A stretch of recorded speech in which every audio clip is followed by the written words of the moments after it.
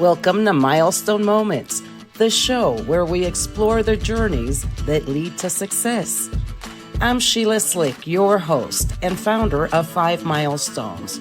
In every episode, we will bring you insights from the minds of entrepreneurs, leaders, and experts who will share not just their expertise, but the milestone moments that have reshaped their journeys and led to significant achievements. So if you're looking for motivation, you're in the right place. Subscribe now and discover the milestones that mark the path to success.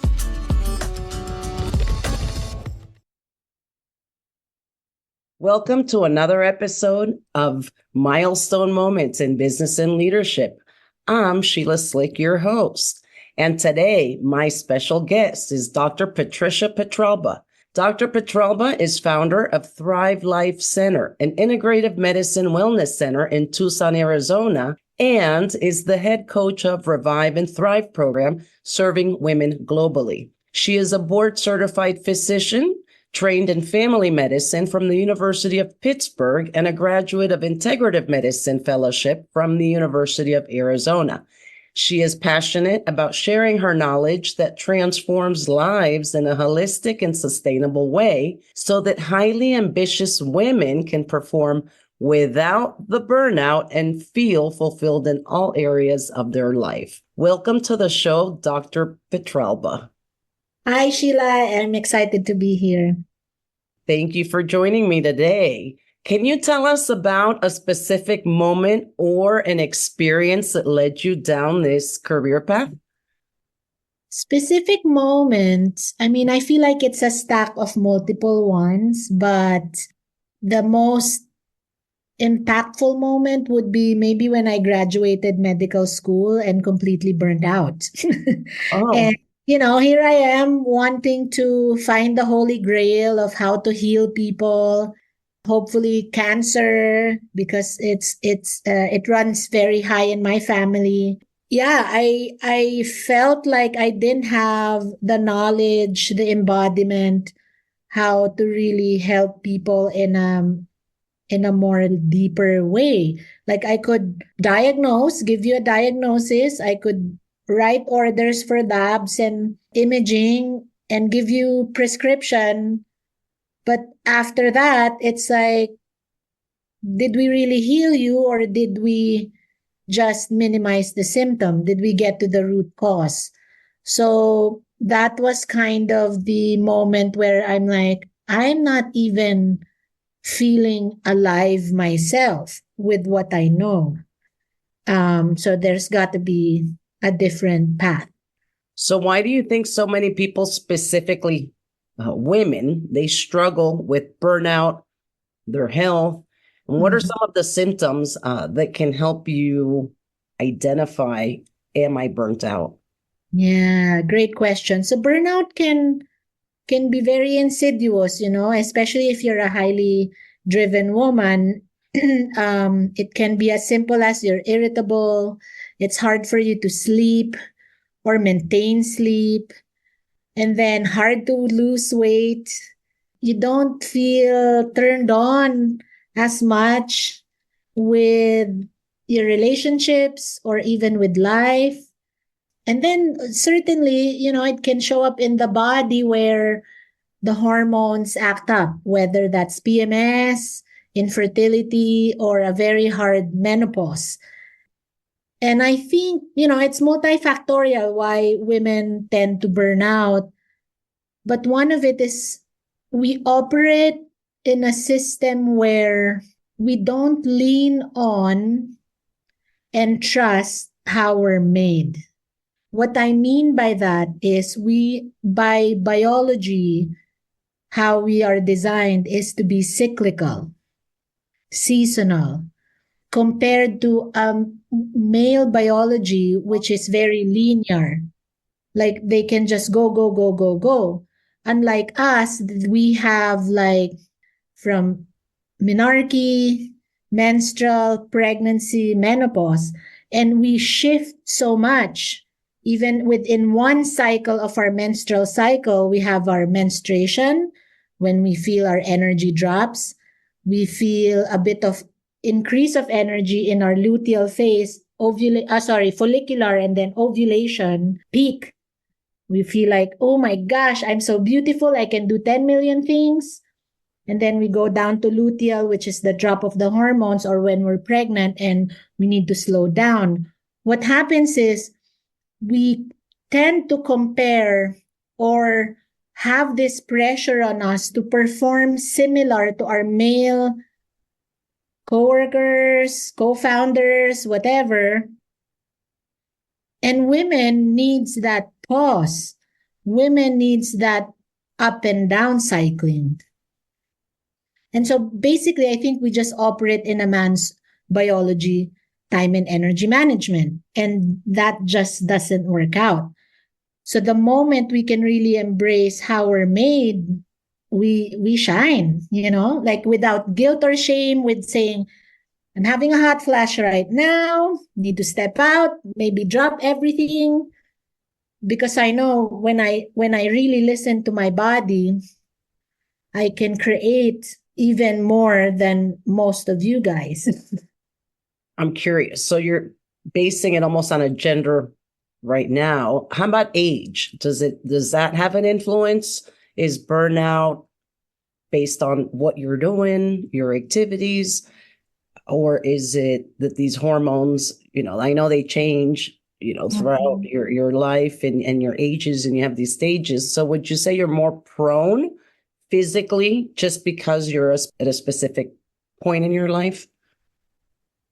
I think it can encompass at all ages. It's still, so burning out is essentially you are giving more output than recovery.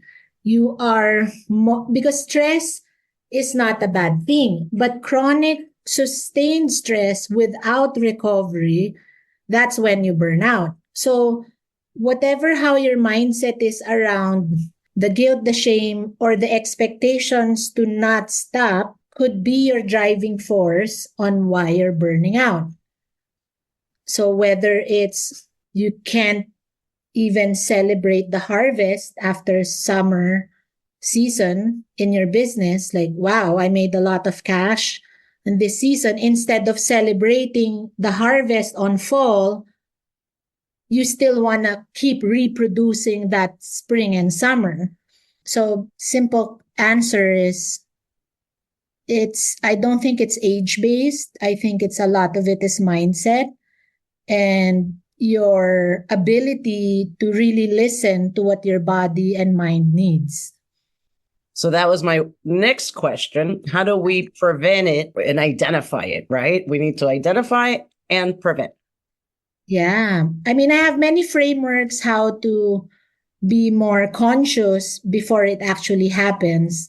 One of my favorite formula is called the love formula. So first is we need to know how to listen, to check in, to scan our own energy from mind, body, spirit. So deeply listening to the messages that our mind, body, spirit is actually expressing. So for a woman, it could be like what I was saying, like the sleep, the hormones. Like if you really check in, what does that mean? Because the symptoms aren't the problem. They're actually trying to be the solution.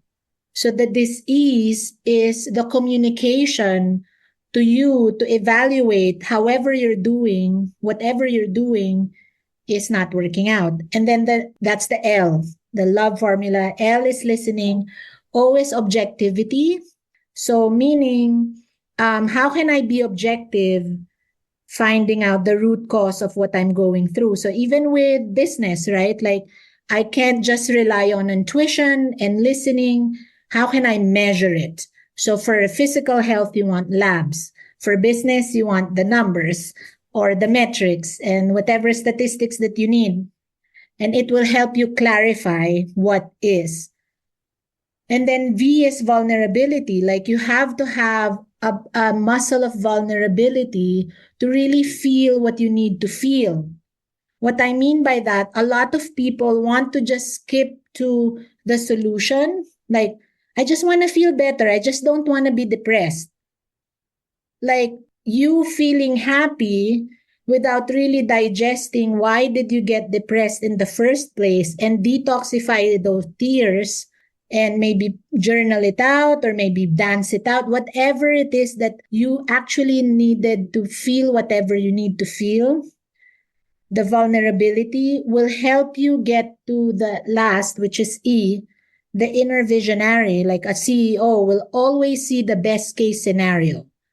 So you being the CEO of your body, if you had the diagnosis of hypertension, cancer, whatever, menopause that's so terrible, or whatever's happening in your business, if you're able to go through LOV, you can really see the vision in the best case scenario. So that's kind of how I would prevent burnout. Like that's like usually my framework. So you use frameworks. What else do you use? What are other strategies or solutions that you provide your clients? I would say it's case to case. But that's one. Like my framework is mind, body, spirit. And then the love framework, it could be also conscious and unconscious mind, because we operate from a 90% subconscious mindset. And so how can we release all those subconscious programming? And this is where, you know, how a woman recognizes like, oh my gosh, I'm so tired, but I can't say no. I just can't say no to this client, even though, you know, you're not enjoying it anymore, but you're so wired to being a people pleaser. And so even though you're conscious of that already, but your subconscious is still in control, then sometimes we do a different type of exercises, how to rewire the brain and really exercise the muscle of boundaries. So this is what you mean when you describe a natural and sustainable way of healing.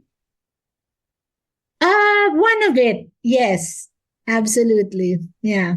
That's what I was trying to get to in the question. I don't know if I framed it correctly. So it was, what are some of the strategies you use, you know, when you describe that you help them with their health and the burnout and healing in a natural and sustainable way?